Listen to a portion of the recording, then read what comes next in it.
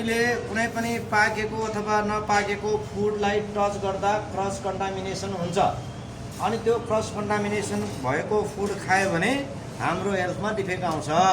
त्यसले गर्दाखेरि यो के हो त्यो के हो यसले भन्नु सकेन भने यहीले गालामा टेडेम हानम जस्तो।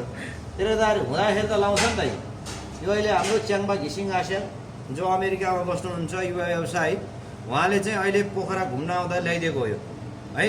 यसमा यहाँ हेर्ने, यहाँभित्र पाउडर हुँदैन है, यहाँ हेर्ने छ पाउडर हैन ग्लोभ्स लाउनुपर्छ। यस्तो ग्लोभ्स हो यस्तो फुडमा प्रयोग गर्ने लाउनु सबैले।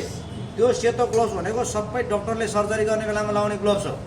त्यो लाउन एलाउड हुँदैन हाम्रो किचनमा है। मैले भनेन अघि नै, यहाँभरि पाउडरै पाउडर लाउँछ।